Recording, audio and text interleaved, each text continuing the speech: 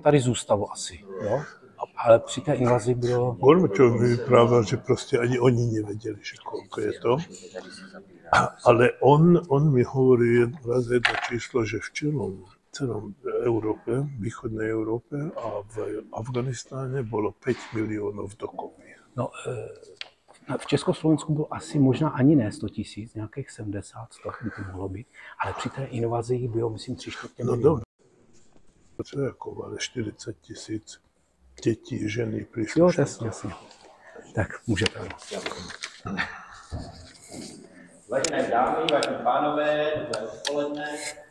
Já vás tady srdečně vítám ve Vila Leffer, Muza Brněnská, na besedě, přednášce, diskuzi s naším hostem, kterým je pan Jan Dolcer.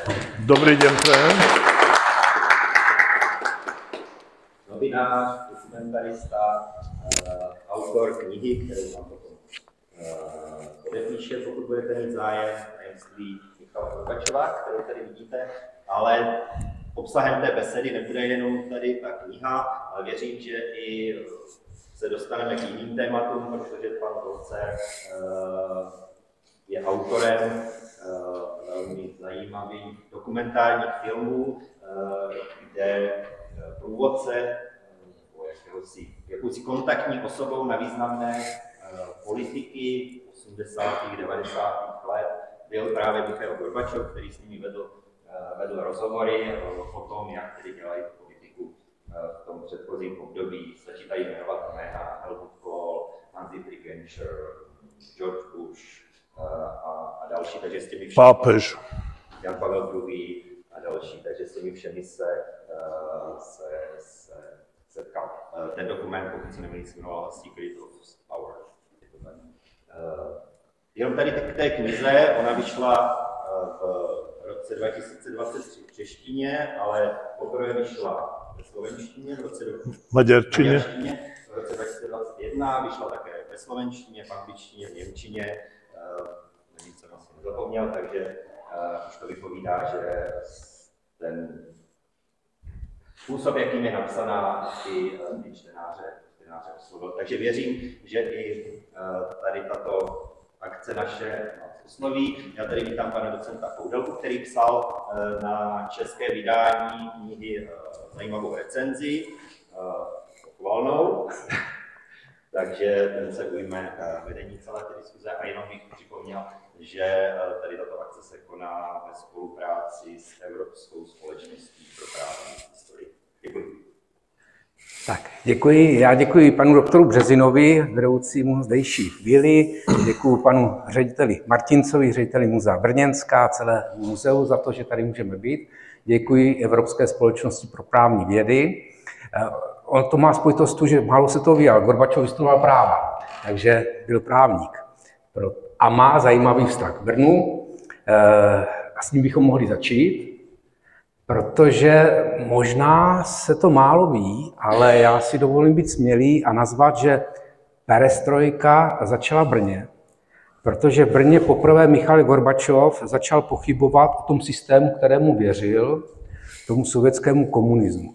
A já bych tak hned na začátek požádal pana Zolcera, aby nám řekl, kdy a jak se to stalo, že Brno se tak nesmazatelně zapsalo do paměti Michaila Gorbačova, že i když potom spolu tvořili tu knihu, tak tuto událost připomněl. Ďakujem veľmi pekne. Skúsim to bez mikrofónu, keď ma nepočujete, tak potom. Poprvé, ja som sa narodil v Československu, pri maďarských hraniciach, som z maďarskej národnosti, žil som v Československu 30 rokov a prepáčte ma za moju slovenčinu, už 40 rokov tu nežijem. Žil som vo svete všelikde a tak sa mi podarilo po slovensky naučiť, takže prepáčte za moje skloňovanie, a keď si neviem veľmi pekne takto vyjadriť, ako by som chcel, ale skúsim sa. Takže,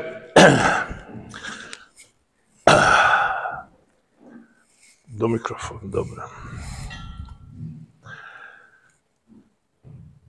Aj keď je to ťažko predstaviť, perestrojka sa narodila v Brne.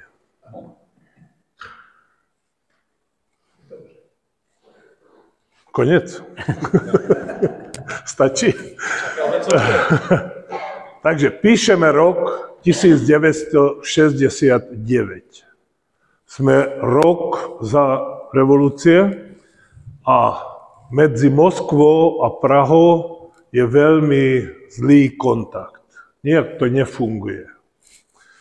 V Moskve si vymyslia súdruhovia, že treba poslať do Československa jednu mládežnickú komsomolskú delegáciu, aby oni prišli sem, zoznámili sa s československými mládežou. Možno, že oni, mladí ľudia, rýchlejšie a lepšie sa začnú zase priateliť. Zostavila delegáciu 18 ľudí a k tomu patrí aj Michail Gorbačov, ktorý vtedy ešte žil v Stavropole, bola jeho rodná krajina, na Severnom Kaukáze a tam bol vedúcim komsomolu. Prídu do Prahy, nikto ich neprijíma. Idú do Bratislavy takisto, nemôžu sa s nikým stretnúť. Idú do Košíc, nikto. V Košiciach Gorbačov mal aj iný záujem. Pri Košiciach v Duchle sa zranil jeho otec. Celý mesiac vedeli takto s mamou, že už zomrel, dostali aj telegram. Potom predsa bol živý a vrátil sa domov, ale navštívil tam kde sa to stalo. Potom niekto si vymyslí z delegácie, alebo z ambasády, z ruskej ambasády, že poďme do Brna.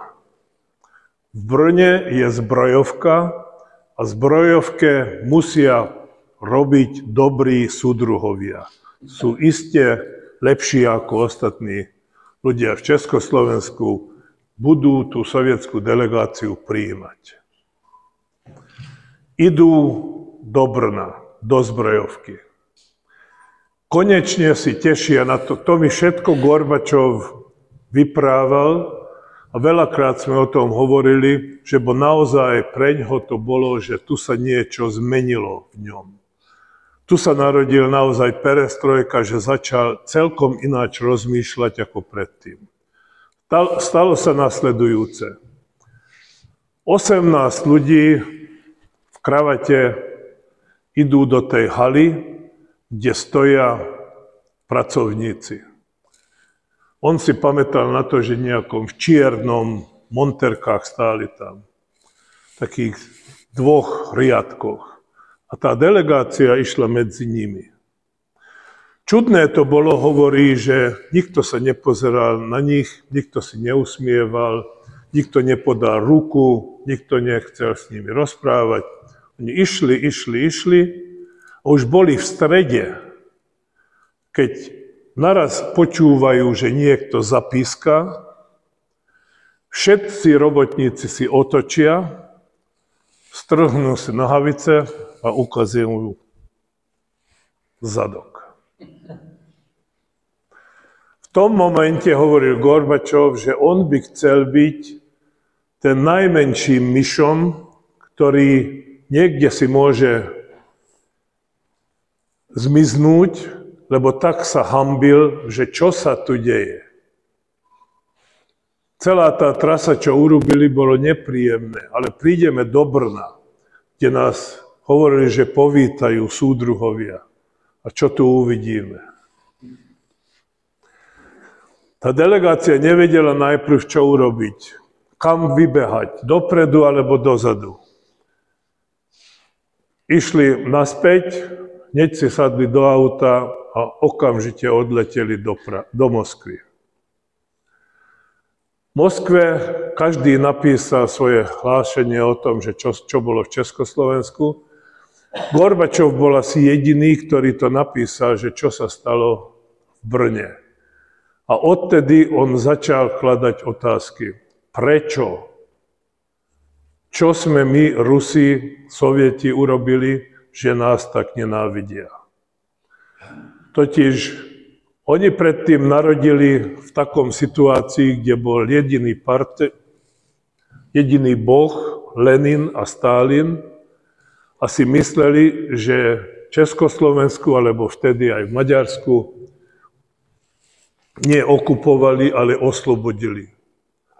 A pomohli Čechoslovákom, aby mohli žiť, a on stále vyjadril, že taký život, ktorý má dôstojnosť. A v tom žili aj ostatní. A zase naraz prídu do Brna a tu sa všetko zmení. A na to si pamätal, my sme poznali 22 rokov, stretli sme sa 100-krát, 1000-krát, neviem. Ale stále sme o tom rozprávali, kde sa to začalo. Ako sa to začalo. Prečo začal ináč rozmýšľať. A predstavte si, že jeden človek, ktorý narodil v roku 1931 v Kaukáze, v malej dedine, kde ešte pred 10 rokmi, keď sme tam spolu boli, ešte neboli ani dobré cesty. Mama zomrela tak, že nevedela ani čítať, ani písať. Otec vychodil 2 triedy. Keď bol malé decko, 7 ročné, už pracoval s otcom na poli. A raz vidí, že prídu vojaci, si zoberú starého otca, ktorý bol predsedom kolhozu. Zobrali ho a vrátil sa 4 roky neskôršie z Gulágu. Nikto nevedel, že kde je, či sa vráti, či sa nevráti. A keď sa vrátil starý otec, tak viete, čo povedal ľuďom v dedine? Strašné to bolo. Ani si neviem, ako som to prežil. Ale ešte dnes večer napíšem list Stalinovi, aby vedel o tom, že čo sa deje na Gulágoch. Lebo som presvedčený, hovorí starý otec, keby Stalin o tom vedel, čo sa tam deje, by prišiel okamžite a bolo s tým koniec. Ale chudák Stalin nevie o tom.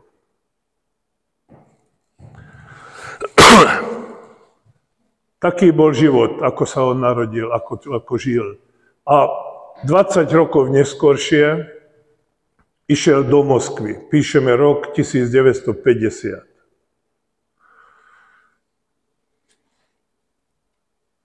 Zobral ma na tú lavičku, kde si raz posedel pri rieke Moskva a pozeral na Kreml, na veže. A hovorí, že rozmýšľal som, či tie súdruhovia, Stalin a ostatní vedia o tom, ako my žijeme na dedinách. Či vedia o tom, že hladujeme, že moja mama nevie ani písať, ani čítať. A ako 18-ročný chlapec v roku 1950 prišiel na to, že to není možné, že o tom vedia. Keby vedeli, tak Stalin by prišiel pešom do dediny, 2000 kilometrov, aby sám naučil moju mamu čítať a písať. Nemôžu o tom vedieť. Preskočíme niekoľko 10 rokov. Pred 2 rokmi som na besede na Slovensku. Jedna žena príde ku mňa na konci besedy. Vidím, že nepochádza z tej dediny. Z Kyrgyzstánu bola, ale už žila tam 15 rokov. Príde ku mne a začíname šepkať do ucha. Hovorí mi, že každý večer modlím pre Putina. Som pozeral, prečo? Lebo chudý Putin iste nevie o tom, čo sa deje na Ukrajine. Keby vedel, že tam zabíjajú deti, čo sa tam deje, tak iste by išiel tam a nenechal to, aby sa to stalo. 1937, 1950, 2022. Čo sa zmenilo? Tak děkuji za úvod. Nicméně já bych přece, než se dostaneme ke Gorbačovovi, té vaší knize, kterou můžete, když budete mít zájem, zakoupit a pan Zolcer vám ji případně i podepíše po skončení, zakoupit jej možno vzadu, tak bych se přece zeptal i na váš životní příběh, protože ten je zajímavý. Už jste řekl, že jste se narodil v Československu, jste příslušníkem, nebo byl jste příslušníkem maďarské menšiny žijící na Slovensku. Vystudoval jste tedy v Československu, působil jste jako novinář v těch maďarských menšinových periodikách a potom jste v 80. letech emigroval do západního Německa tehdejšího a tam se vám vlastně podařilo nastartovat kariéra, která vás potom dovedla i k tomu setkání s Gorbačovem a k tomu dokumentu, který jste tvořil s těmi jinými významnými státníky konce studené války. Takže teď bych poprosil, jestli byste nám přiblížil i ten váš životní příběh a pak bychom se vrátili vlastně k tomu Gorbačovi, protože ono to nelze oddělit.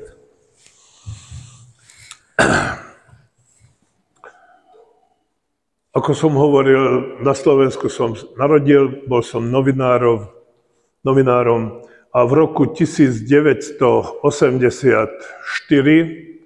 som hovoril, že nechcem tu naďalej žiť, chcem odísť. Ale nemal som ani pas, nebol som ani obľúbený pre režim, ale mal som ženu a 2 deti. Ako odísť?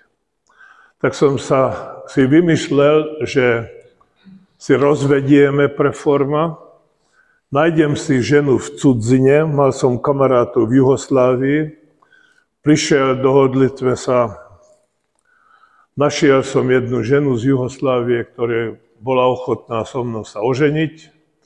Sa to stalo a ešte rok som musel počkať na papiere, že by som mohol navštíviť moju novú manželku v Juhoslávii. Dostal som doložku a v 86. marci išiel som ju navštíviť oficiálne, ale som emigroval, nikdy som sa nevrátil, len v roku 1990 na konci roka. Potom som vypašoval moju ženu a 2 deti do Nemecka, takže oni tiež prišli. Prišiel som do Nemecka, do Mníchova, nemal som peniaze, nevedel som po nemecky a nepoznal som nikoho. Prvú noc som strávil v parku, potom som tam počul maďarské slova, začali sme rozprávať a povedali mi, že existuje v Mníchove maďarská katolická misia, ktorá iste pomôže, keď tam dojdem. Išiel som na tú adresu a pár domov pred tú misiu uvidel som tabulu, jednu veľmi, veľmi peknú vilu, podobnú ako toto. A bolo na to vypísané, že Kövesdi Presse Agentúr. Kövesdi je typické maďarské meno, Presse Agentúr nebolo ťažké preložiť, čo to znamená. Takže okamžite som tam zazvonil, prišiel jeden starý prán, zavolal mi dovnútra, porozprávali sme po maďarsky a sa ma opýtal prvý deň, ako som prišiel do Mníchova ako emigrant, že čo robím zajtra o 9:00. Nič. Tak tu budem začínať pracovať. Mal som prácu, fotografíroval som celej Európy 3 roky, potom som založil firmu, lebo som novinár, písať som nevedel po nemecky, ale som myslel, že firmy sú internacionálne. Začali sme robiť filmy a 5 rokov odtedy, ako som tam zazvonil, už som mal v 22 krajinách vo svete viac ako 200 spolupracovníkov a sme robili filmy pre európske televízie. 10 rokov neskoršie sa mi podarilo kúpiť jednu veľmi peknú vilu od kráľovny Elizabeta II. A 15 rokov neskoršie sa mi podarilo angažovať Gorbačova a s ním sme cestovali 10 rokov vo svete a navštívili sme všetkých významných politikov v svete. A to hovoril som, že to mi nestačí, že s niekým len stretneme na kávu, alebo urobíme selfie. Minimum potrebujeme 2 týždne, aby sme dosťahovali sme k tomu človekovi, bývali sme s ním a tak sa narodili aj filmy.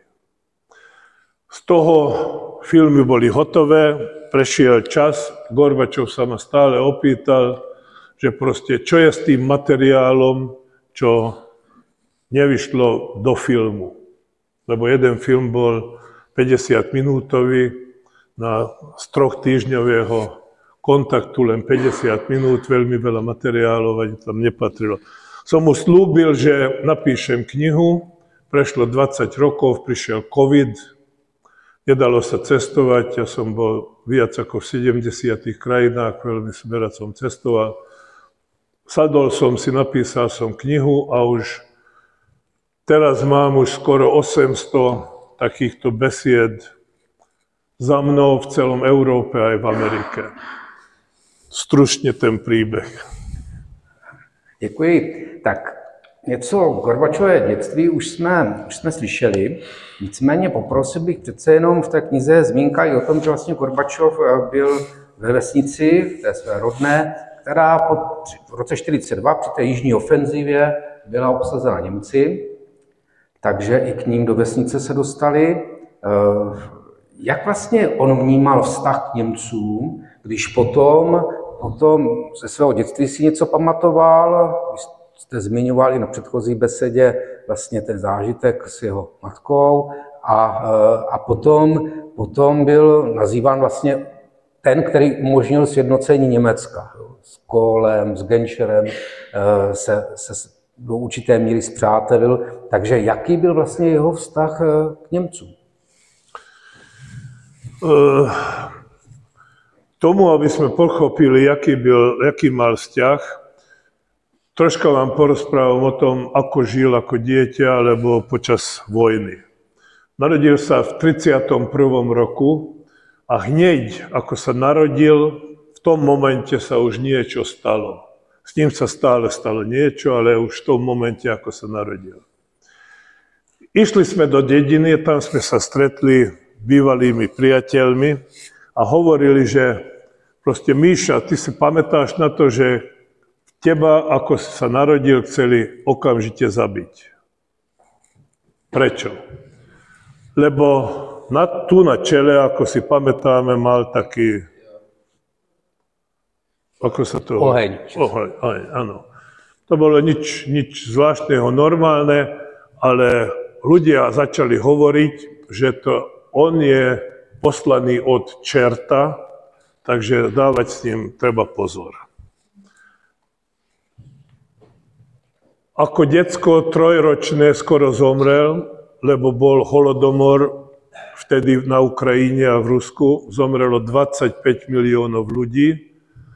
V celej dedine asi 10% ľudí len zostalo. Potom prišla vojna, otec išiel do vojny.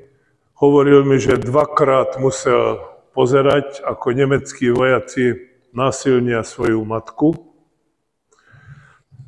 Dedinu popálili, takže bolo to pre ňoho strašné, ale predsa, keď prišlo k tomu, že Kohl, nemecký kancelár roku 1989 povedal, že zjednotenie Nemecka, tak on na to dal slovo, že to z jej strany môže to byť. Nemal rád kancelára Kohla, lebo Kohl už v roku 1987 v americkom magazíne Newsweek povedal, že dávajte pozor s Gorbačovom. Gorbačov je nový ruský Goebbels.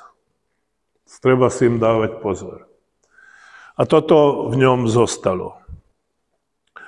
Ja si pamätám na to, že, a to je typické o myšľanie Rusov, že keď sme cestovali vo svete, mal som 40-členný štáb, s ktorým cestovali. Či kameraman, alebo prekladateľ, alebo režisér. Všetci 39 z toho bolo Nemcov. Ja som bol jediný Slovák, Maďar z Československa, z východnej Európy. A keď prvé dni sme stále išli večer na večeru a nemecký režisér mi hovorí, že prosím ťa, a ja by som s vami rád išiel, to by bolo vzácne, že môžem večerať s Gorbačovom. A hovorí, no dobre, poď, ja platím, ale nech sa opýtame Gorbačova. Čo on na to? A viete, čo povedal Gorbačov? Nenáda. Ani Nemci, ty náš.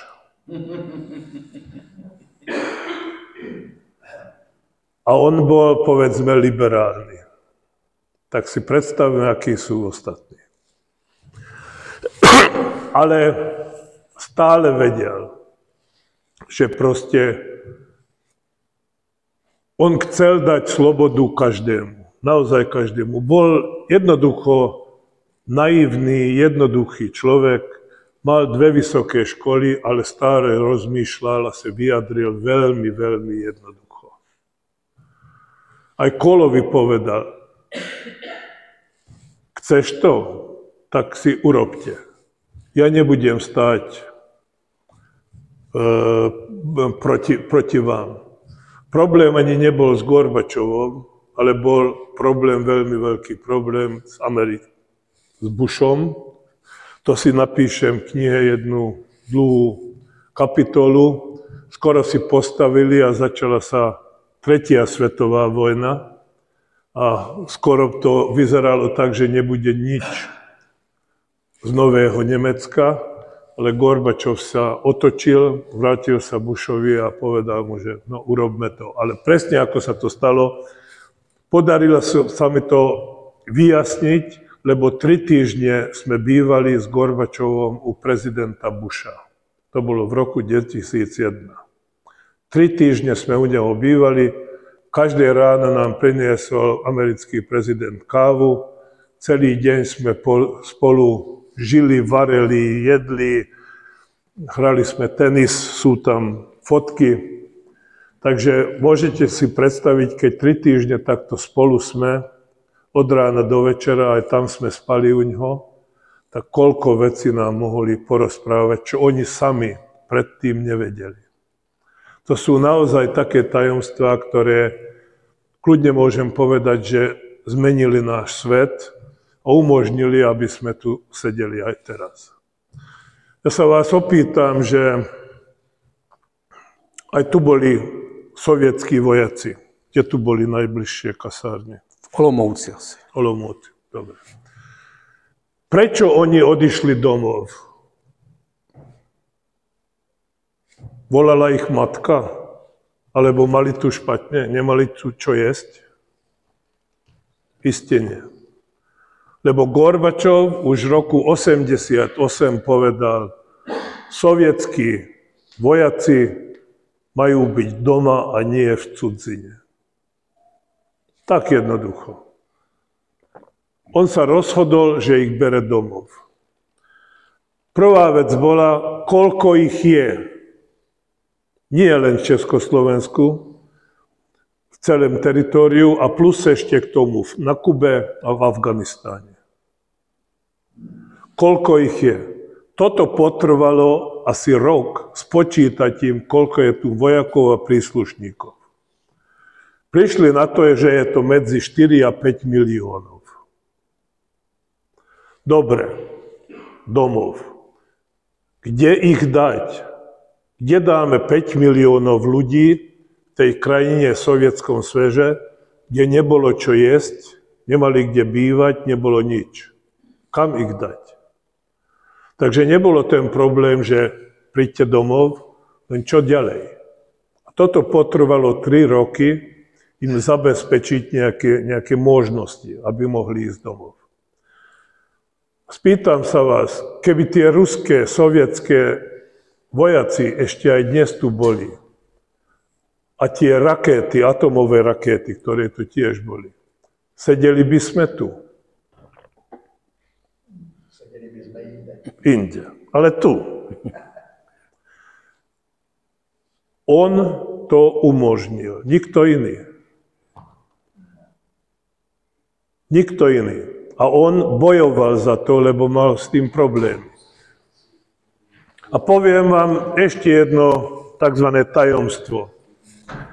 Píšeme rok 1989, 4. júna.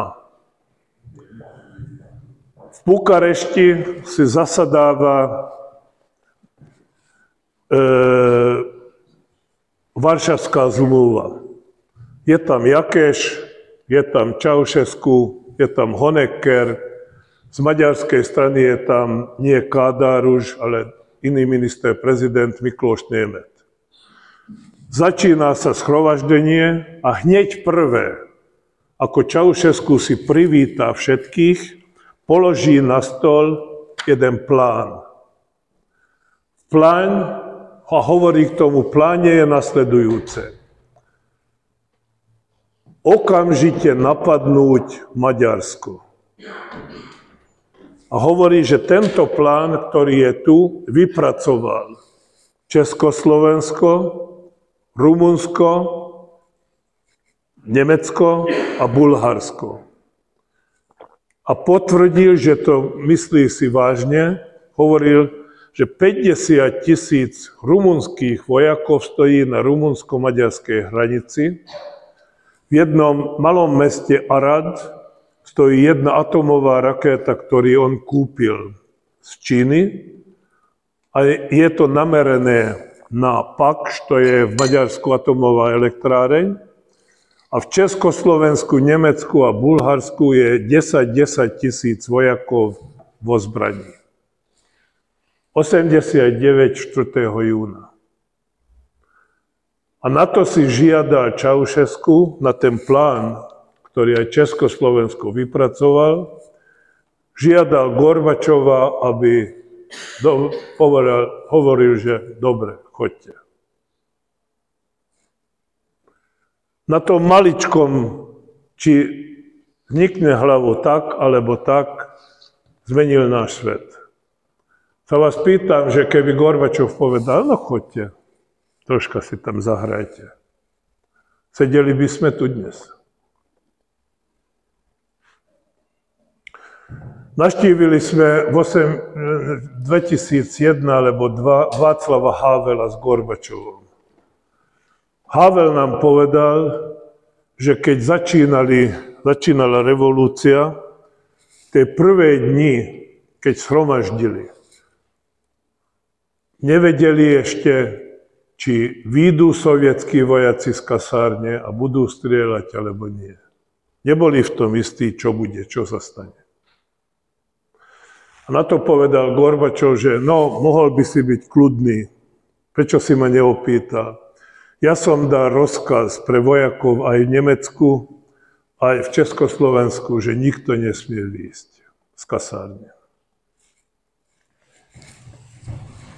Tak, děkuji. Trošku budeme přeskakovat časově, protože se posuneme v tématu, které je významné pro Gorbačův život, ale začíná zase v jeho mládí, určitě dlouho před 80. roky, a to je o ženě jeho života, o Rajse, na které vy jste v té knize použil, myslím, slova, to byla velká láska a ona na něho měla velký vliv.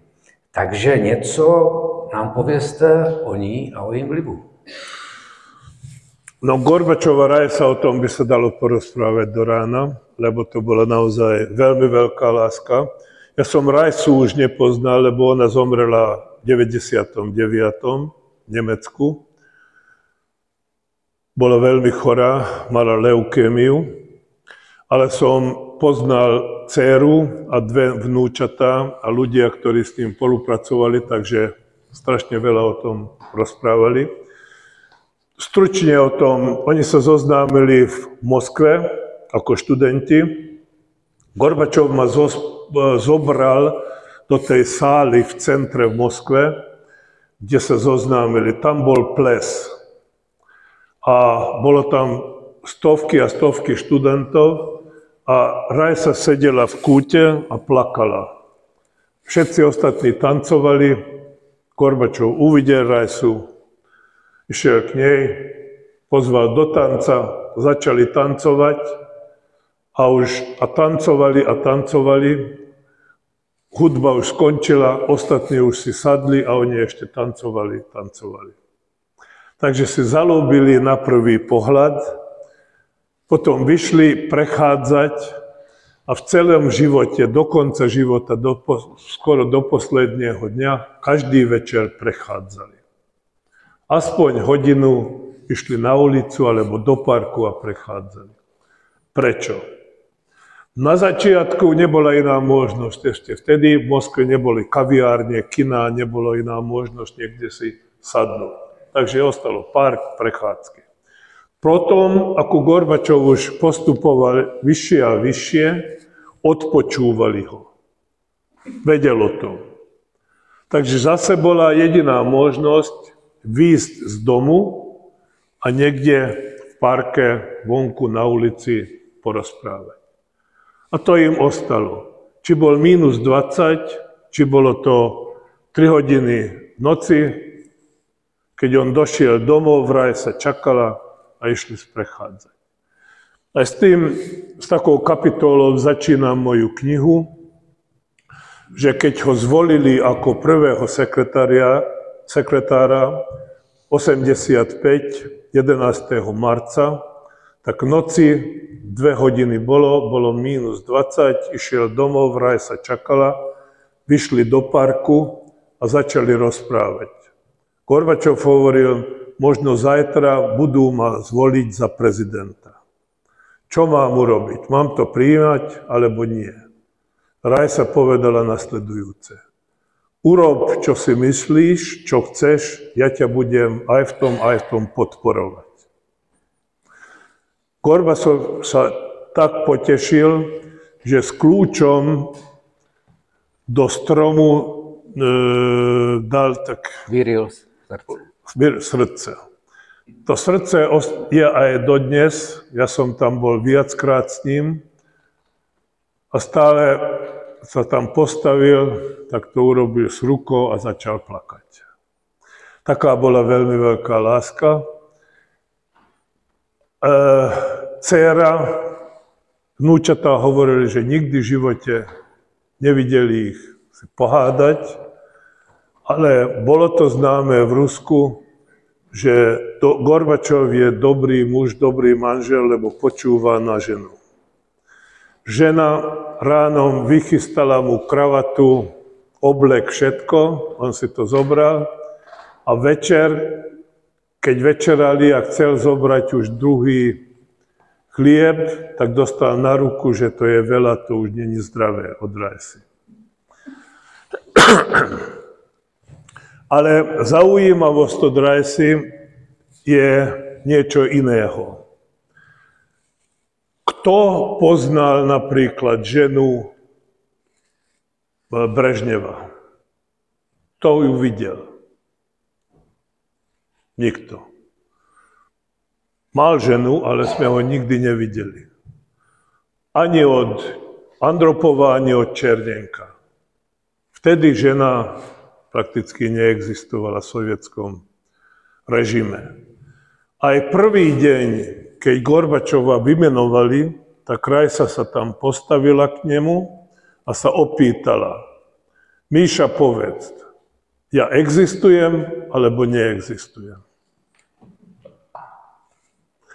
Začalo sa s tým a Gorbačov povedal, samozrejme, že existuješ. A existuješ tak, že tu bude stáť pri mne. A teraz prišli problémy. Chytil jej ruku, objímal ju, poboskal ju.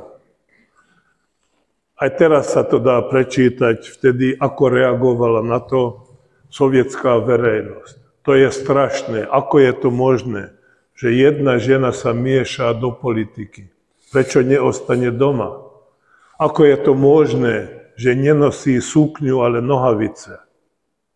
A nevie si predstaviť, ja som mal kanceláriu od 1991 do covidu v Moskve. Ja som tam bol 100-krát, 1000-krát.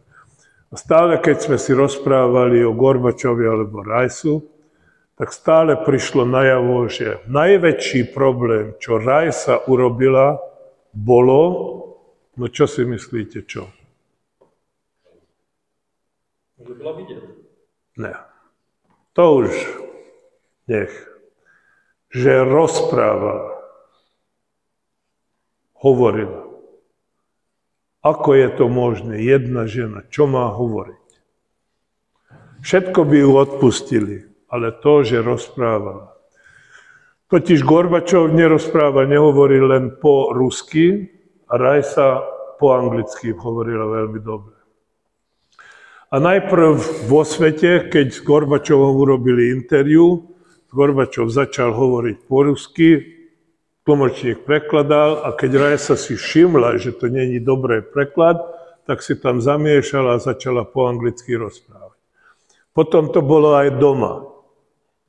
Gorbačov začal interview, ona pokračovala, takže spolu. A predstavte si, dodnes Rusi, no Rajsa nemala hovoriť.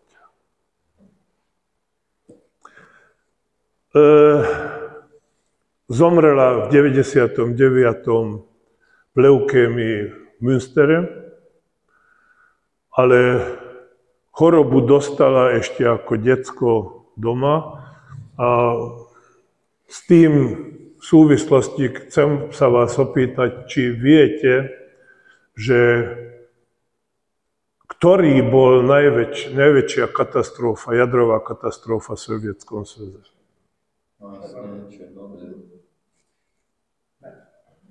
Žukovovo cvičenie. Povedzme najmenšia. Kto počul už meno Majak? Nikto. Môžete sa na to pozrieť, lebo teraz už má troška literatúry. Majak je jedna krajina, oblasť na južnom Uráli, a tam v roku 1957 bol taký jadrový výbuch, ktorý bol 10-krát väčší ako Černobyl. Na 400 kilometrov bolo vidieť ten blesk. 400 kilometrov je asi toľko ako odtiaľ do Budapešti. Čo hovorili na to z Kremlu súdruhovia? Môžete byť rád ľuďom, ktorí tam žili. Môžete byť rád, lebo ste uvideli prírodnou, ako to mysleli, že to bol nejaký blesk alebo niečo, a nie atomová katastrofa. A tak sa to o tom dozvedelo, že proste v 88. Gorbačová žena Rajsa bola už veľakrát tak sa ochorela a chceli to zistiť, že kde mohla dostať tú leukémiu. A išli naspäť do minulosti a ona sa tam narodila 200 kilometrov od Majaku. A takto začali zisťovať, že tam bola fabrika pod zemou, ako 10-krát väčšie ako jedno športové ihrisko. Ešte aj doteraz tam existujú veci. Doteraz nie je to na mape. Majak sa to volá. A tam bol ten výbuch. Alebo či vieme o tom, že koľko Gagarinov bolo pred Gagarina? O tom sa doteď spekuluje. 8. Totiž Rusi povedali, že nie, čo si vyhlásime, dáme vedieť pre svet, len keď sa už to stalo. Keď sme už napili na to jednu vodku, tak už môžeme o tom hovoriť. Pred Gagarinom bolo 8 ľudí, ktorí zomreli, ktorým sa nepodarilo výjsť. Gagarino, áno, bol 108 minút vo vesmíru. Prišiel naspäť, našli ho, lebo 100 kilometrov ďalej, prišiel dole, našli ho, naozaj vypil prvú vodku a potom to bolo v správach. Takže to bolo všetko klamstvo, tie tajomstvá, o ktorých vám hovorím, nikto sme nevedeli, ani sme nemohli vedieť, lebo sám Gorbačov o týchto veciach nevedel. Napríklad nevedel o tom, že v Československu alebo v Maďarsku sú atomové rakety. Keď mu maďarský minister-prezident v 89. 5.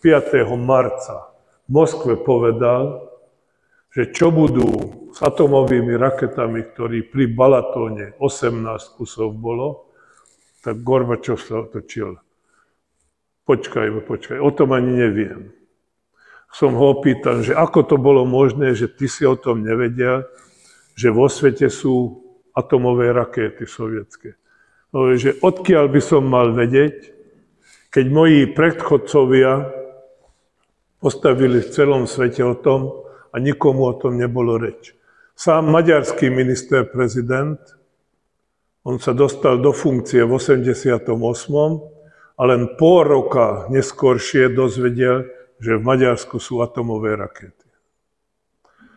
Ani o tom nevedel, že 4 mesiace neskoršie ho Gorbačov zobrali 18 rakiet domov. Takže ani minister-prezident o tom nevedel. Takže bol to zaujímavý svet. Tak děkuji. Teď bych se zeptal na to, na co si jistě ještě vzpamatujeme ze zpráv, na tu významnou událost, na pokus o převrat, na závěr vlastně Gorbačovy kariéry.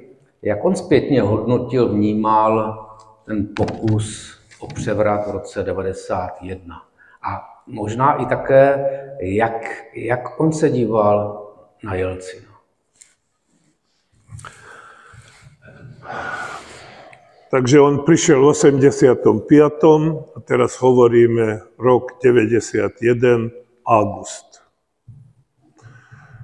7. rok už bol pri moci. Podarilo sa mu robiť, čo sa podarilo, ale najväčšie, čo by chcel urobiť, že zmeniť systém Sovietskeho zväzu. Skončiť starým Sovietským zväzom a za minútu, naozaj za minútu, v polnoci skončiť a 1 minútu po polnoci založiť nový Sovietský zväz.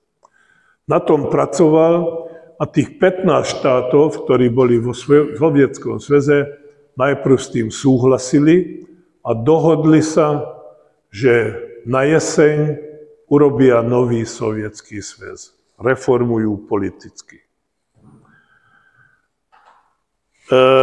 Išiel na dovolenku do Forosu, to je pri Čiernom mori, s celou rodinou, tam bola štátna dáča,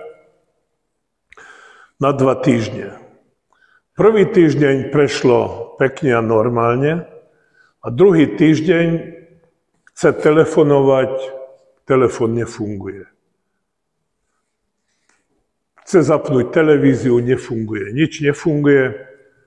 Prišli vojaci z KGB z Moskvy, obsadili celú vilu, nechali ten ich taký malý kútik pre nich, ostatní oni obsadili.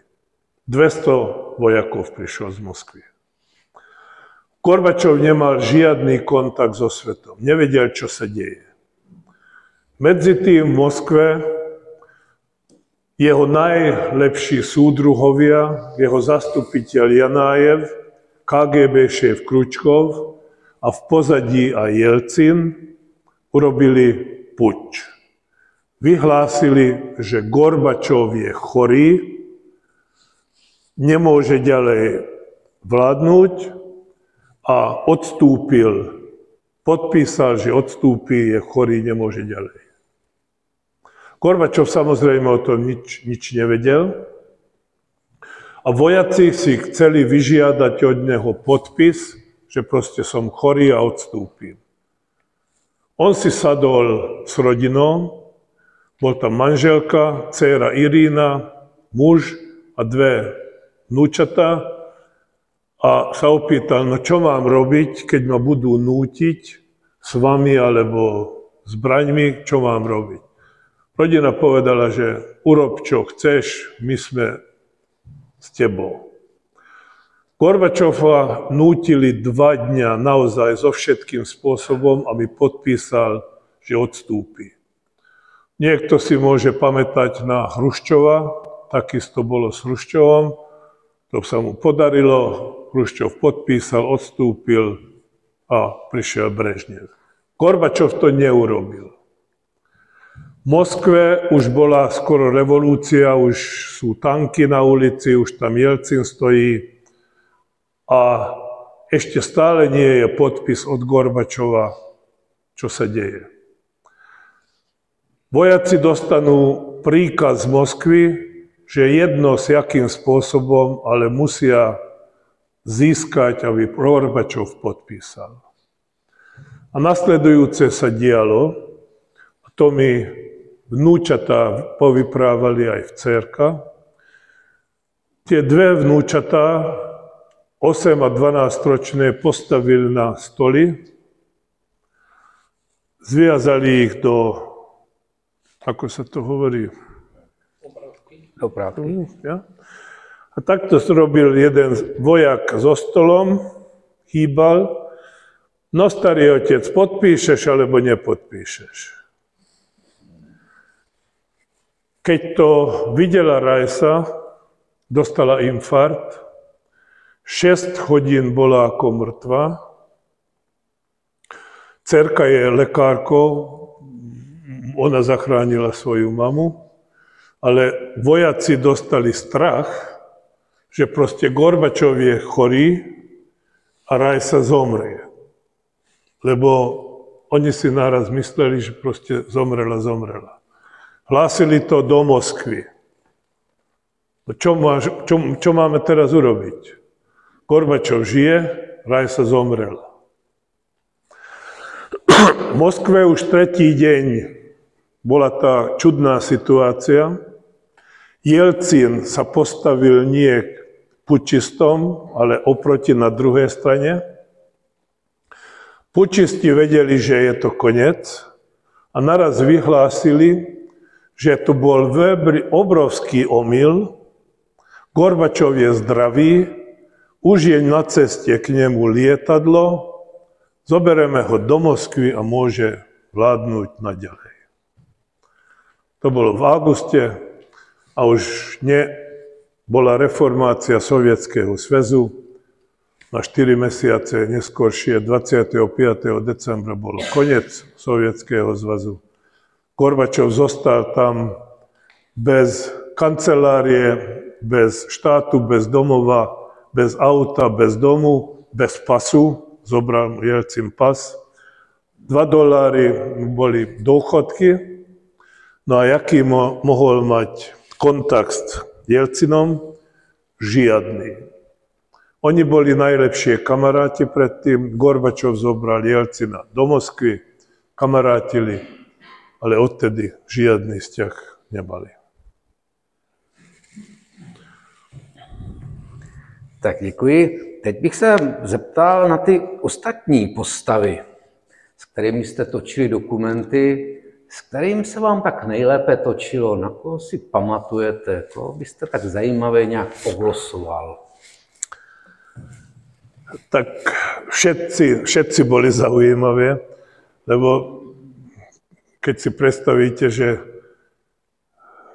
3 týždne u amerického prezidenta a takže proste on mal taký maličký polostrov v štáte Maine, tam nebolo nič iného, neboli žiadni soldáti, nič.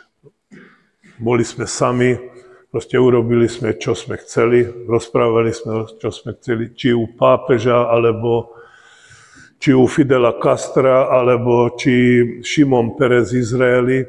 Takže každý deň, každá minúta bola veľmi zaujímavá, lebo s takými ľuďmi to bolo naozaj jedno, či sedíme pri večeri a rozprávame, stále prišli také veci, ktoré boli senzačné, zaujímavé, nevedeli sme o tom.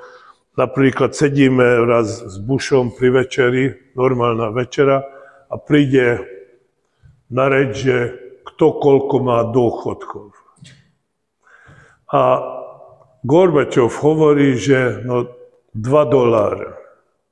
A Bush,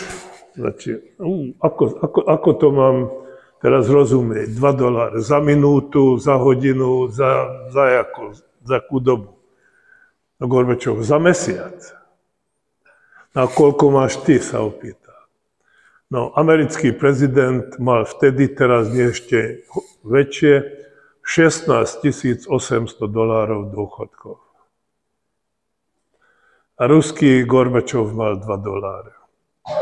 A keď sme o tom začali rozprávať proste, že čo je za tým, ako je to, ale predsa Gorbačov, no, ja som slobodný a jeho tu strážia, nemôže ani ísť na WC sám. A to naozaj bolo to tak, že 10 metrov dlhšie nemôže ísť od bezpečnostných úradníkov. Či ide na toalet, alebo ide spať, tam sedí niekto a to je zákon. Išli sme raz Gorbačov a Bushom s autom pri mori, je to pri oceánu, tam sú také malé reštaurácie, strašne veľa, a Gorbačov hovorí, že som hladný, povedz Georgeovi, že nech si zastavíme, ideme na obed. Hovorí som mu, že Gorbačov je hladný, chce jesť, nech si zastavíme. Už hovorí, no tak to nejde. No prečo nejde? Nejde, lebo nie sú preskúmané tie reštaurácie dopredu, deň, 2, 3 dopredu, a v takom reštaurácii nemôžeme výjsť, nepustí nás bezpečnosť, kde nie je to urobené. Hovorí Gorbačovi, že no nemôžeme. Čo, nemá peniaze? Povedz mu, že ty zaplatíš. On veľmi tipný stále a taký dobrú náladu. Hovorím, iste má peniaze a ja by som zaplatil, ale nedá sa. Nemohli sme ísť, potrebovali sme 2 dní, že v tej reštaurácii boli vybavené, že by sme tam išli. A ešte aj 20 rokov neskôršie, keď sme rozprávali s Gorbačovom o Bushovi, hovorí, že no Bush, čo on ešte ani to nevedel vybaviť, že by sme išli do reštaurácie.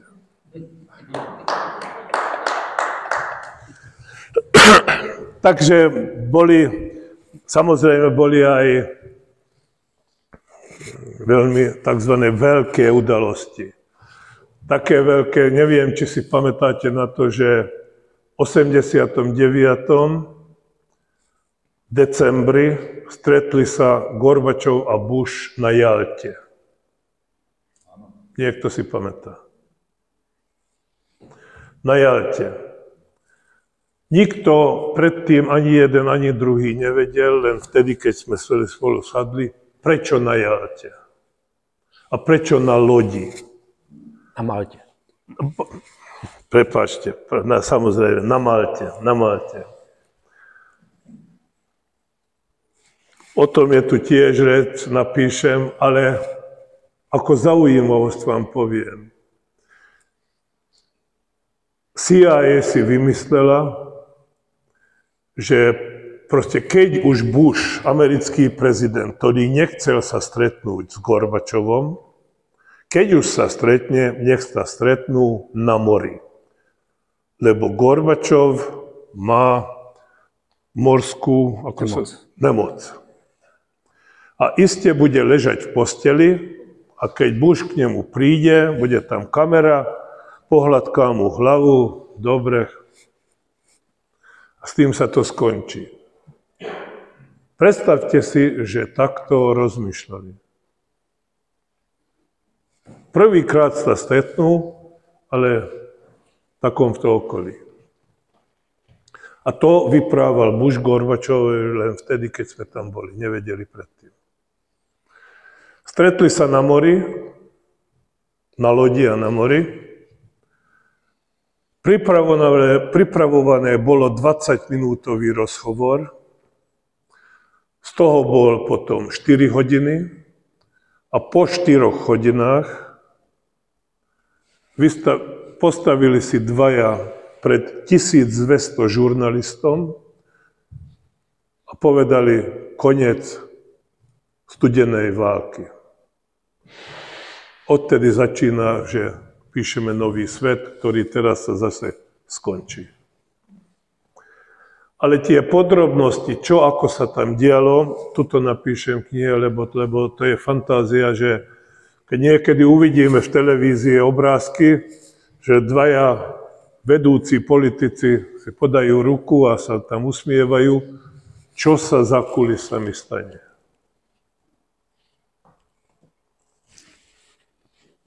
A to treba vedieť, lebo takto človek porozumie troška, že ako sa spôsobí tento svet.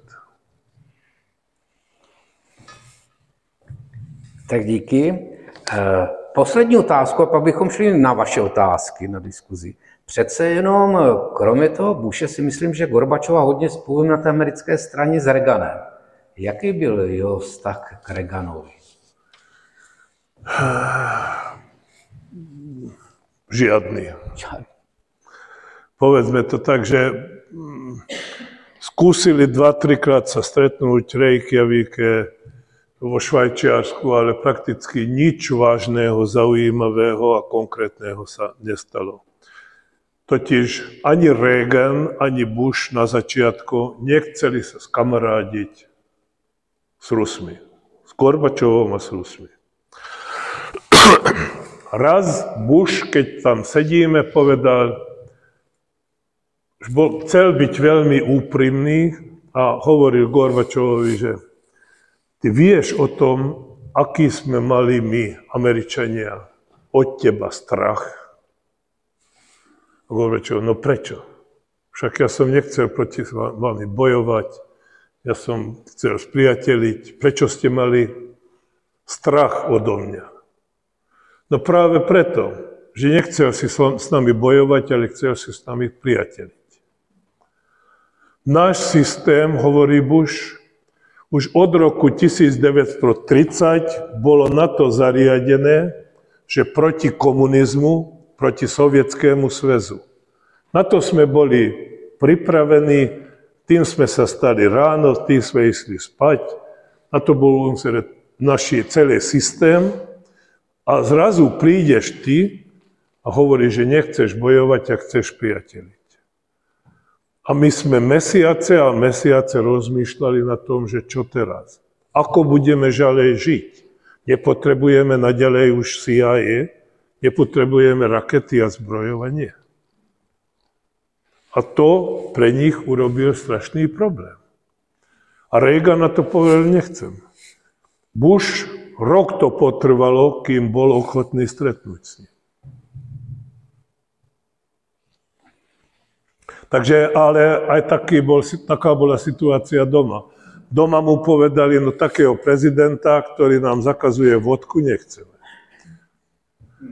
Bush, taký, ktorým nedá sa bojovať, nechceme. Dobře, děkuji. Tak máme ještě nějakých 20 minut, to by byl prostor pro vaše dotazy, tak prosím. Dobrý večer. Je spousta věcí, které nikdo tady nikdy neřekl, nebo neřekl jednoznačně. Jsou to věci, které dneska už možná nejsou tak důležité, jsou okrajové, zkusím. V Olomouci byla sovětská armáda. U Olomouce je dodnes vojenské cvičiště Libava. Předpokládám, že na té Libave těch sovětských vojáků asi bylo víc, protože tam si v podstatě při starém malém městě 400 let starém, tak si tam postavili tak trochu svoje ještě jiné město, některé ty doby. Otázku, prosím. Otázka je, kolik těch sovětských vojáků s rodinama na té Libave mohlo být asi tisíce, nikdy se to určitě pan Zolcer neví. Druhá věc, která je podobná, zmiňoval se tady atomové zbraně, mluvilo se o tom, že možná byli na té Libave, možná byli někde v Bránsku. taky jednoznačně si myslím, že asi nezaznělo nic. Před časem jsem se ptal o Rumunu v Brně a mluvilo se tady o tom Čaušesku, bourání dědiny, podrobnosti moc jsme neslyšeli. Ptám se, kolik vesnic nebo obcí Rumunsko za socialismu zbouralo kvůli armádě. Odpověď byla ani jednu. Tak se ptá se Maďarů. Odpověď byla ani jednu. Ne, tak to není pravda.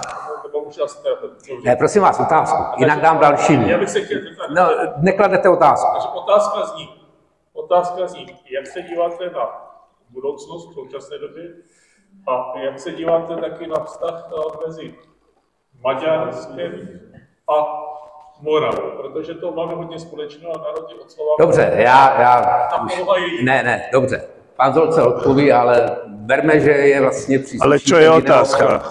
Já si myslím, že o Moravě to moc nevíte. Ani neviem a dúfam, že za rok v Maďarsku už bude iná vláda a to sa zmení. Nikto to nevie, že ako, ale či sú problémy medzi Maďarskou a Moravou, ani o tom neviem.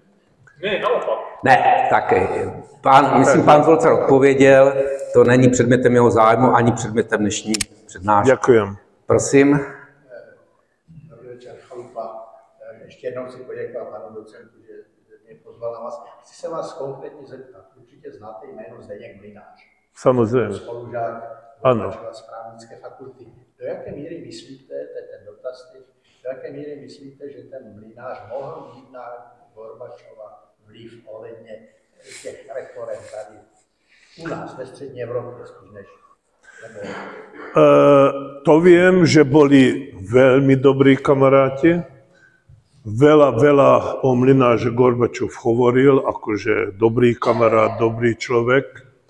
Takže ja si myslím, že na Gorbačova mali veľa ľudí dobrý vplyv. Aj mlynářiste. Lebo on bol veľmi otvorený.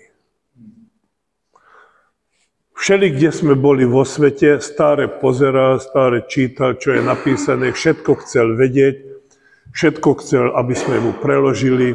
Každým sa postavil, začal hovoriť, takže bol otvorený človek. A tomu pomohlo, že proste to sa stane, čo sa stalo. Poviem vám jeden príklad, konkrétne o Mlynářovi neviem viacej povedať vám, ale otvorenosti Gorbačovovi. Išiel do Ameriky za Reaganom.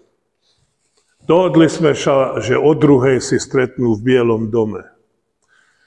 3 hodiny Gorbačov ešte nie je nikde. Kde je Gorbačov? Gorbačov je na ulici, uvidel ľudí vo Washingtone, vystúpil z auta, začína sa s nimi hodinu rozprávať. Hodinu neskôršie príde do Bielého domu, je o tom aj fotka, je tu v knihe, ako ho čaká Reagan a ukazuje mu na hodinky. No Gorbačov vedel, že o čo ide, ale čo mu odpovedal? Aj ty máš hodinky a ja mám. Potom mu vysvetlil, že čo si myslíš, ja som prišiel cez oceán do Ameriky len preto, aby som sa s tebou rozprával. Ja chcem počuť aj, čo si ľudia myslia. Zastavil som sa a hovoril som s nimi. Takže on bol taký otvorený, jednoduchý a viem, že Mlynářové meno 10-krát, 100-krát, veľakrát. My sme boli aj v Prahe, takže veľakrát bolo o ňom reč, že Mlynář. On byl na pohľu potom Mlynářovi. Áno. Prosím. Dobré odpoledne. Já bych chtěl vědět, pověděl vám Gorbačov něco o své cestě nahoru? Jak vlastně prorazil bezvýznamný komsomolec ze Stavropolu až na vrchol pyramidy? Mně se moc nechce věřit, že relativně naivní člověk se dostane do čela impéria. No ale sa dostal, alebo nebol. Povídal o tom něco, jak se to stalo? Samozrejme, to bola tá najdôležitejšia téma, či z tej strany, o čom sme rozprávali. alebo či v pozadí. Však to bolo najdôležitejšie pre mňa, aby som vedel, ako sa tam dostať, ako sa stane zo jedného sedliaka kráľom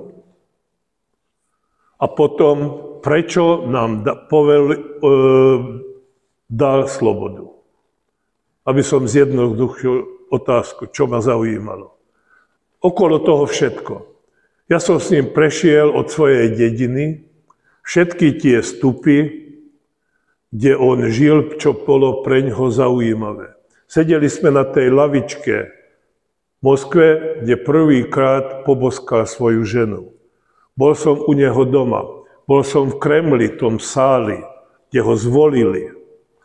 Takže o tom, na vašu otázku odpovedať, zase by to trvalo polku knihu prejsť. O tom som písal tu veľmi veľa. Prečo ho a ako ho zvolili, koho zvolil. Takže toho jednoduchého chlapca zvolili za to, aby sovietský sväz sa nerozpadol v 85.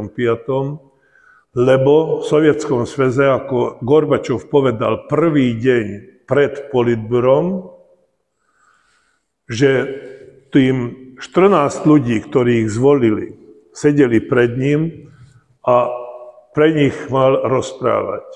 A hovoril im prvú vetu, nasledujúce. Súdruhovia, ako je to možné, že v Sovietskom sväze máme atomové rakéty a nedá sa kúpiť ženskú bielizeň. Bodka. A hovorí, že pred ním sedelo 14 ľudí, starých, už ráno o 9:00 opitých, spia, nepočujú, nezaujíma ich nič. Tedy pre tých 14 rodín prinieslo každý týždeň jedno lietadlo z Londýna a jedno lietadlo z Paríža tovar. S tým a z toho žili. Pre nich nechýbalo nič. A na druhej strane v obchodoch nebolo naozaj nič kúpiť. Nič. Ani maslo, ani topánky, ani cigarety, nič nebolo. Chladovali. Príde Gorbačov a práve preto ho zvolili. Odporúčal ho Gromyko, to meno povie asi niekomu, aby zachránil nejak ten sovietský sväz od rozpadu. On bol jediný, ktorý mladý bol, 54-ročný. Ostatní chceli zase niekoho starého, chorého, ako bol Andropov alebo Černenko. Černenko zvládol 14 mesiacov. Z tých 14 mesiacov ležal 7 mesiacov v posteli a z tých 7 mesiacov 4 už nebol pri vedomí. Ja som sa zoznámil s jeho lekárom, profesorom Čazov. Profesor Čazov bol šéf Kremskej nemocnici 22 rokov. Slúžil pre 5 tajomníkov. A raz sme sedeli, on mal veľmi rád Gorbačova a sedeli sme veľakrát tak spolu. Gorbačov vôbec nepil, ale Čazov si vypil. Raz sme tak rozprávame, asi dáme jednu vodku na druhú. Čazov mi hovorí, že ukázal mi takto prst a hovorí, že vidíš ten prst? Vidím.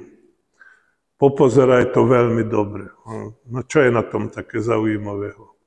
Lebo taký prst existuje len jeden na svete. Prečo? Tento prst už bol v 5 tajomníkov v zadku. Predstavte si, že takto merie, že proste on 22 rokov mohol byť šéfom Kremskej nemocnice. Jeho prst. A on mi povyprával situáciu s Černenkom. ktorý posledné 4 mesiace už ako mŕtvý ležal v posteli. 85. februára prídu voľby v Sovietskom zväze a vieme, že vtedy na voľbách museli sme ísť. Nebolo tak, že sme chorí, boli nám hlava, museli sme ísť. Ako by to vypadalo, keď Černenko, generálny tajomník, nejde voliť, ale nedá sa ho postaviť. Čazov dostane úkaz, nech ho zoberie do takého stavu, že fotograf si urobí z neho fotografie, ako zvolí. Dá mu 2 injekcie, ešte je mŕtvý. Ale fotografie treba urobiť. Tak si ho oblečia, všetko, nalepia mu na ten 3 prste obálku, druhej strane obálky k urne, ale je jeden veľký problém, on nestojí sám. No, čo teraz? Na tie 2 sekundy musíme nejak. Tak zobrali nejaký vešiak alebo niečo a s tým ho držali zozadu, aby ten človek nebol vidný a na 2 sekundy sa podarilo, fotka je tu, druhý deň bola fotka aj v Rudom práve, aj v Pravde, všelikde vo svete.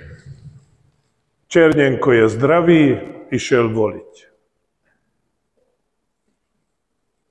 Týždeň potom Čazov dostane telefón, už netreba sa s ním zaoberať, netreba im dávať lieky, nič. Druhý deň Černenko zomrel, prišiel Gorbačov.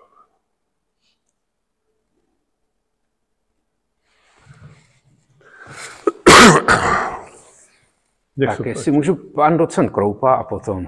Já bych se rád zeptal na jednu otázku, která má, nebo položil dotaz, který má vztah k současnosti. Jedním z kardinálních otázek je otázka, zda Západ slíbil nerozšiřování na východ.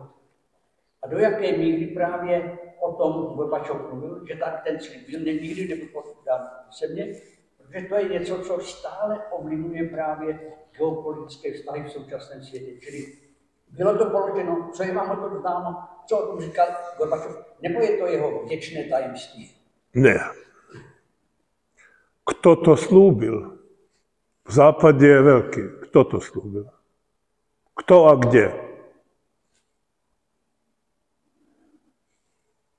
Ja som rozprával o tom s Bushom. Ja som rozprával o tom Helmut Kohl, Hans-Dietrich Genscher, Gorbačov, Ševarnadze. Nikto o tom nevedel. Kto to slúbil?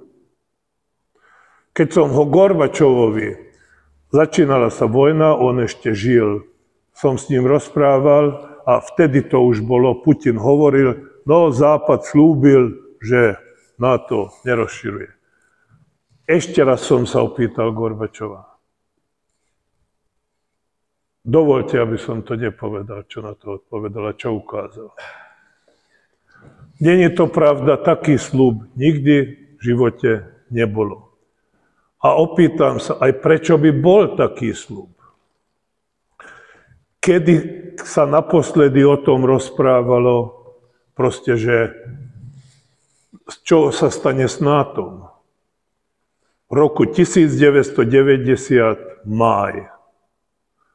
Hovorilo sa o tom vo Washingtone medzi jednanie s Bushom a Gorbačovom. V jednej kapitole podrobne to napíšem. A reč bola o tom, že nové Nemecko bude patriť NATO alebo bude neutrálne. O tom ani nebol reč, že by to bolo v Varšavskej zmluve. Kedy skončila Varšavská zmluva?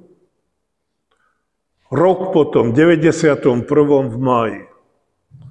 Prečo by sa o tom rozprávalo? Však boli hranice, jednoduché, jasné hranice. Tu je Varšavská zmluva, tu je NATO. O žiadnom rozšírovaní ani netreba bolo hovoriť. Všetci mi povedali, no prečo by sme o tom hovorili? Však to bolo jasné. A tak sa dohodli, proste Gorbačov išiel s tým príkazom z Moskvy do Washingtonu jednať s Bushom, proste aby nové Nemecko by bolo neutrálne. Neutrálne. Bush zase hovoril, nie NATO. Len tedy súhlasí Amerika s novým Nemeckom, keď to bude patriť NATO. Na 2 hodiny sa nemohli dohodnúť, Gorbačov a Bush sa postavil, otočili sa, chceli ísť preč. Ševár nad zemi povyprával, ktorý tam stál pri Gorbačovovi, že proste vtedy to znamenalo koniec mieru, začína sa nová studená vojna alebo vojna. A v tom prípade mohlo sa tam, neviem, minúta prejsť. Gorbačov sa otočil, už bol asi 5 krokov od toho stolu, otočil sa a zakričal na Busha. Tak davaj NATO. Bush mi zase povedal, zrazu počujeme niečo, že Gorbačov kričí.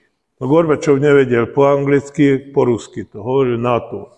To tiež takým čudným prízvukom. Bush opýta sa od tlmočníka, čo hovorí, čo chce. Vrátili sa, tlmočník sa zase opýta, no povedzte ešte raz. A Gorbačov povedal, no čo je na tom také nerozumiteľné? NATO. S tým sa to pokračovalo a išlo to ďalej a vôbec o tom v živote nebolo reč, že NATO ide tam alebo tam. To nie je pravda. Děkuji. Prosím. Jsem se chtěl zeptat jestli Gorbačov nějak vzpomínal, nebo prostě jaký na něho vliv měla katastrofa v Černobylu. Protože to nastalo jakoby relativně brzo, asi rok poté, co on byl uveden do funkce a přece jenom tam, nakolik byl Gorbačov takový reformátor a vlastně jako příznivec svobody a té vlastnosti a těchto věcí, tak přece kolem toho Černobylu se spíš jako spustil takový ten klasický sovětský jako styl nožení a lhaní, tak jak, jestli jako on o tom nějak mluvil, jestli ho to nějak zasáhlo, nebo mělo to na něho nějaký vliv tady tam dále. Obrovský, najväčší. Proste on hovorí, že s tým sa začalo rozpadnúť Sovietský sväz a s tým začal on pochopiť, a žena hlavne, Rajsa, ona bola filozofkou. Gorbačov si stále myslel, Sovietský sväz musí sa reformovať a dá sa reformovať. Žena Rajsa hovorila, nedá sa reformovať. To treba zbúrať a nové postaviť. Takže stala sa katastrofa v noci 1:30. Za pol hodinu prebudili Gorbačova a hovorili mu, že nejaká havária sa stala v Černobyle. Nikto o tom skôr nevedel, čo je to Černobyl. Ani nevedeli, čo to je. Atomová elektráreň, Raj sa zobudila v noci, čo sa dialo. Hovorí, že nejaký problém atomovej elektrárne, no s atomom sa nehrá. Prosím ťa pekne, choď do Kremlu, pozvi tam svojich ľudí, pozrite sa na to, čo sa tam deje. Behom hodiny sedí už v Kremle, tam sú ministri a opýta sa od ministri atomovej energie Gorbačov, čo sa stalo. Čo povie minister? Ukludnite sa, generálny sekretár. Vypíte si jednu vodku, dajte si večeru, vyspíte sa, ránom už všetko bude koniec. Koľko rokov prešlo od Černobylu? 39. Koľko rána? Je tomu koniec.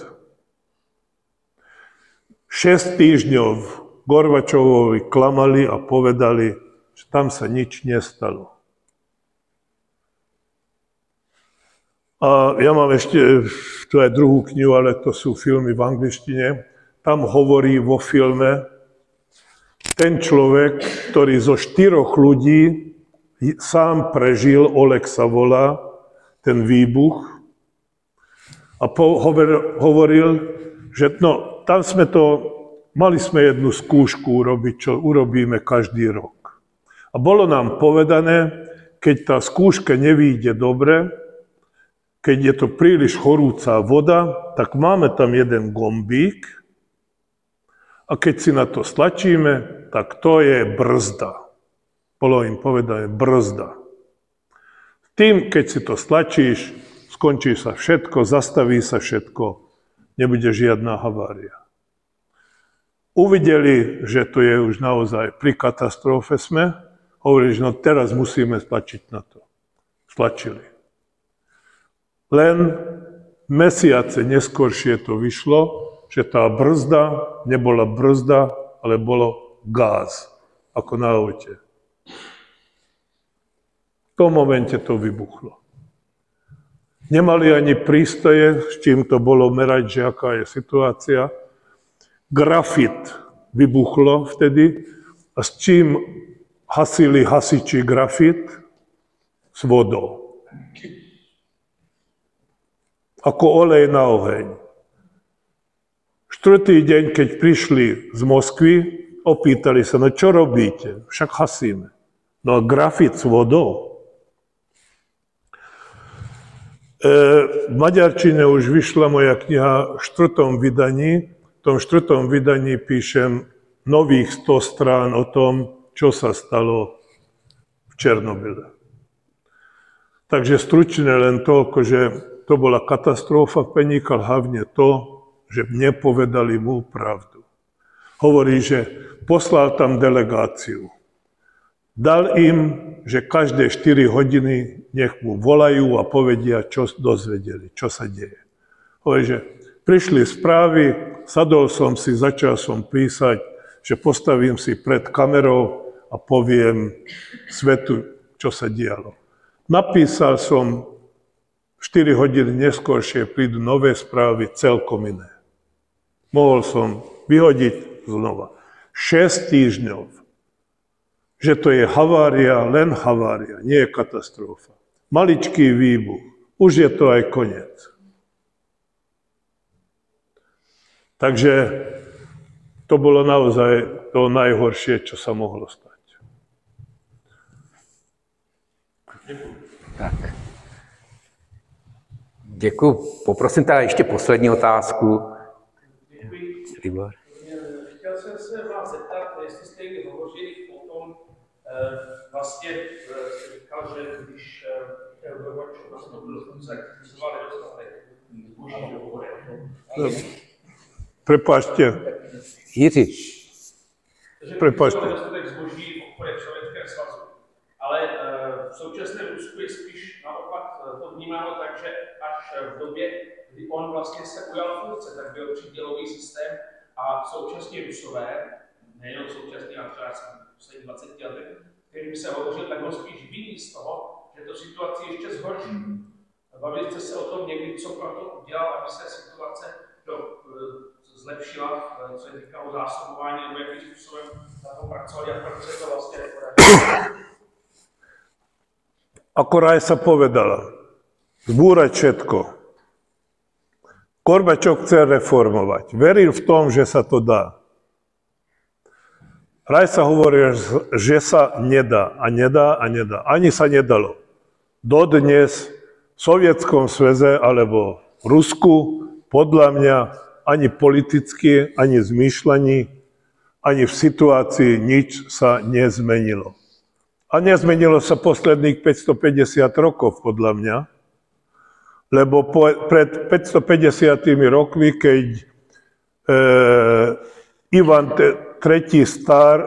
Cár vyhlásil a povedal, že Rusko má byť veľké a na tom treba každému cárovi pracovať. Také veľké, že od oceánu k oceánu to by bolo. Takže oni na tom pracujú a z tých posledných 550 rokov ešte nebol v Rusku deň alebo v Sovietskom sveze, keď by nemali pod okupáciu jednu stranu v Európe alebo vo svete.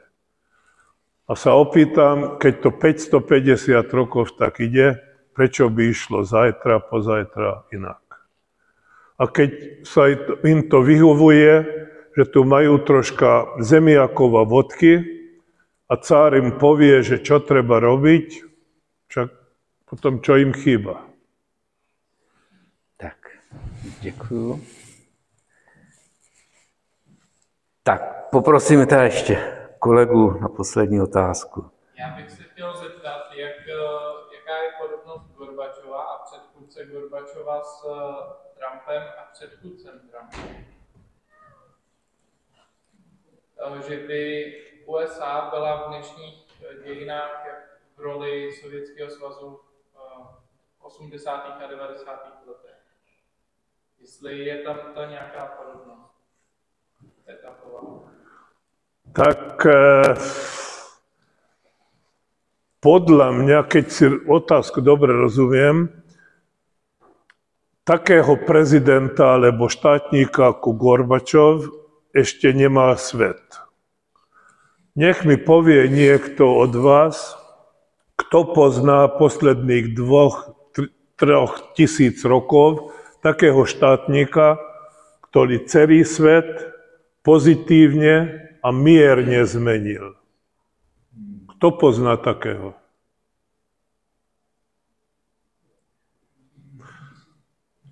To je jedna vec. Taký ako Gorbačov nebol.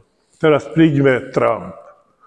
Kto pozná takého prezidenta, ktorý behom jeden dní zmení celý svet, urobí vojnu, žiadna pozitívnosť a bojuje cez celým svetom? Ešte ani taký prezident nebol. Tak to je podobnosť. Tak, dobře, já děkuji za odpovědi, děkuji panu Zolcerovi za účast na dnešní besedě, děkuji vám, že jste přišli.